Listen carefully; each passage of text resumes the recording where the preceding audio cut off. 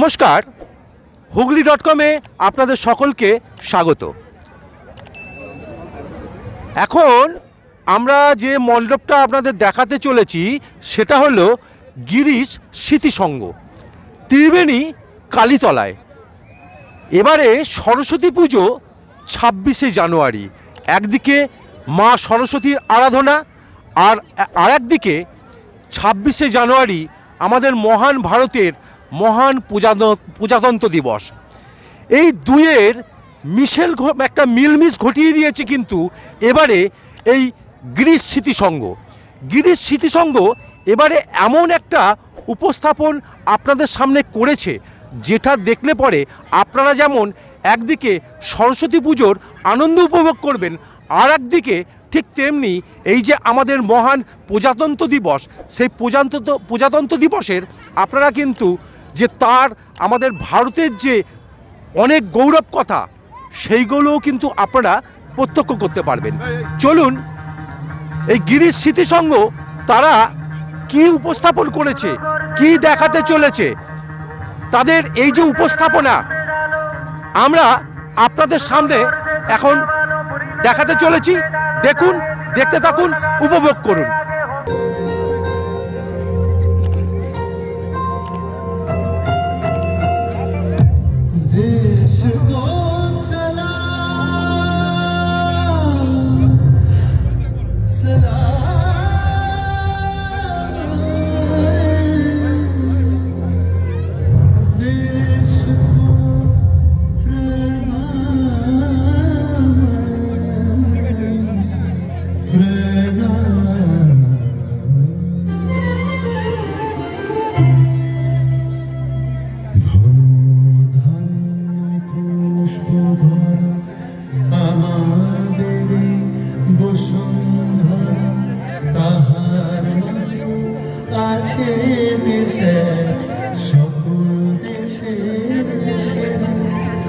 সে স্বপ্ন দিয়ে তৈরি স্মৃতি দিয়ে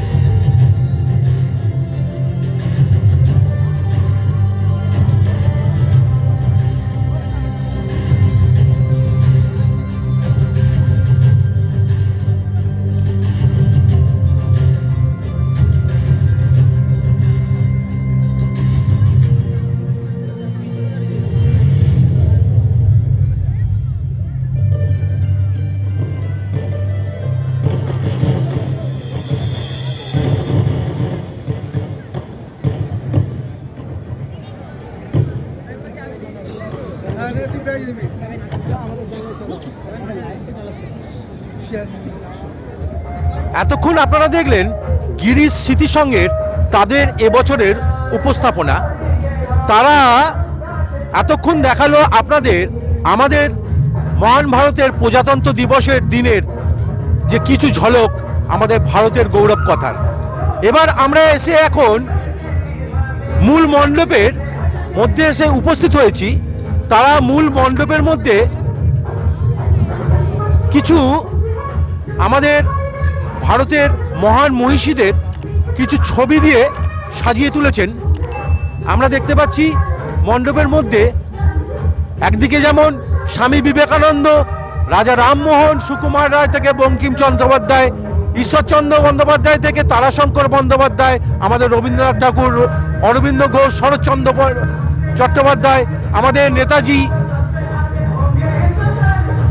তাদের বিভিন্ন রকম ছবি দিয়ে এই মণ্ডপটাকে সাজিয়ে তুলেছে।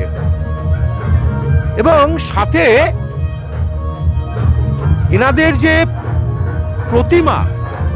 প্রতিমা কিন্তু যথেষ্ট দৃষ্টি আকর্ষণ করার মতন, অতীব সুন্দর। আপনারা দেখতে থাকুন তাদের প্রতিমার মধ্যে একটা আমরা যেটা মাতৃরূপ প্রত্যক্ষ করতে পারছি, সাথে কিছু মডেল আছে। আমরা চেষ্টা করব এখানকার কর্মকর্তাদের সাথে একটুখানি কথা বলে বুঝে নেওয়ার চেষ্টা করব। অ্যাকচুয়ালি বাইরেটা তো আমরা কিছুটা বুঝলাম, ভেতরটাতে যদি ওনারা কিছু এক্সপ্লেন করতে পারেন বা এনাদের পুজো সম্বন্ধেও কিছু কথাবার্তা বলবো। আমি এখন এখানে পেয়ে গেছি গিরিশ স্মৃতিসংঘের ক্লাব সভাপতিকে। তো আপনার নামটা? জয়রাজ পাল। জয়রাজ পাল। আপনি? আমি ক্লাব সম্পাদক সুব্রত সাহা। আচ্ছা, ক্লাব সম্পাদক সভাপতি দুজনকে আমি পেয়ে গেছি। এত সুন্দর চিন্তাভাবনা কি, মানে এবারের পুজোয় এত সুন্দর যে একটা চিন্তাভাবনা আপনারা উপস্থাপন করেছেন, মানে এটার কারণটা কি? ব্যাপার হচ্ছে সরস্বতী পুজোর সঙ্গে আমরা 26 তারিখটা পেয়েছি প্রজাতন্ত্র দিবস। আমার প্রধানমন্ত্রী এবছর যেটা স্বাধীনতার অমৃত মহোৎসব ঘোষণা করেছেন, মানে বীর বিপ্লবীদের এবং যারা আমাদের দেশের নায়ক তাদের কথা মানুষ ভুলে গেছে, তাদেরকে কেউ মনে রাখি না আমরা। আমাদের ঋষি মনীষী যারা আছেন, সনাতন ধর্মের যে সংস্কৃতি, সেই সংস্কৃতি আমরা প্রায় ভুলবার পথে। তাই সবাইকে আমরা এই শহীদদের, বীর বিপ্লবীদের এবং এই যারা আমাদের মহান ব্যক্তিত্ব তাদেরকে স্মরণ করিয়ে দেওয়ার জন্য, তাদেরকে যেন মনের অন্তর করলে মানুষের থাকে, সেই চিন্তন হয়ে আজকে আমার ক্লাব সদস্যরা এবং পাড়ার লোকেদের অক্লান্ত পরিশ্রমে আজকে আমাদের এই পুজো। আমার এই ছোটো ছোটো ভাইরা দেখছেন, যারা দেখছেন দাঁড়িয়ে আছে, সব অল্প বয়স, এদের অক্লান্ত পরিশ্রম, সেই পরিশ্রমের সফল রূপ আজকে আমরা দিতে পেরেছি। অতীব সুন্দর চিন্তাভাবনা হয়েছে। আমি একটুখানি আমাদের সেক্রেটারির সাথে আমি কথা বলবো। আপনাদের যে এই প্রতিমা তো অতীব সুন্দর হয়েছে, এটা নিয়ে কোনো সন্দেহ নেই। তো প্রতিমার আমরা পাশে কিছু আরও অন্যরকম, একদিকে শিব দেখতে পাচ্ছি, এদিকে বোধহয় রাধাকৃষ্ণ, ওটা এরকম একটা একটু যদি ডেফিনিশনটা দেন, এটার বিষয়টা কিছু চিন্তাভাবনা আপনাদের মধ্যে আছে? আমাদের এবছরের পুজোটার মূল থিম হচ্ছে স্বাধীনতার 75 বছর পূর্তি উপলক্ষে আজাদি কা অমৃত মহোৎসব, যেটা ঘোষণা করা হয়েছে। তার রূপ দিয়েই আমাদের দেখতে পাচ্ছেন আমাদের প্রতিমা, যেটা মূল সরস্বতীর মূর্তি, সেটা ভারত মাতার অঙ্গীকারেই তৈরি। তাছাড়া আমাদের এদিকে রাধাকৃষ্ণ এবং এদিকে শিব পার্বতী দিয়ে এই টোটাল প্রতিমাটা আমাদের তৈরি করা হয়েছে। এবং এই প্রতিমাটা তৈরি করেছে আমাদেরই ক্লাব সদস্য প্রসেনজিৎ সাহা, আচ্ছা, এবং অভিজিৎ, এই দুজন মিলে আমাদের এই প্রতিমাটা তৈরি করেছে। এবং পিন্টু পাল আছে, আমাদের ক্লাব সদস্যরাই এই প্রতিমাটা তৈরি করেছে, আমরা কোথাও বাইরে থেকে প্রতিমাটা বানাইনি। বাহ, খুব সুন্দর উদ্যোগ। এবং প্রতিমা সত্যি করে দেখার মতন। আমি ক্যামেরাম্যানকে বলবো আর একটু ডিটেলে ভালো মতন প্রতিমাটা দেখানোর জন্য।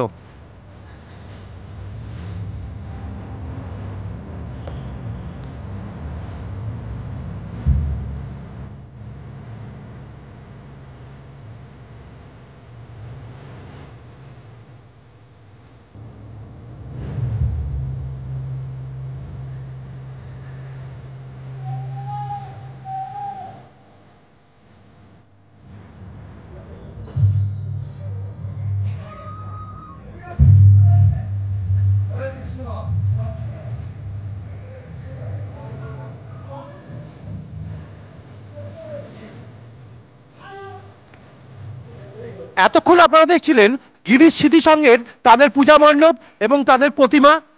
আশা করি আপনাদের ভালো লেগেছে। আপনাদের আরও অনেক মণ্ডপ দেখাবো, দেখতে থাকুন, চোখ রাখুন হুগলি.com। শুভরাত্রি।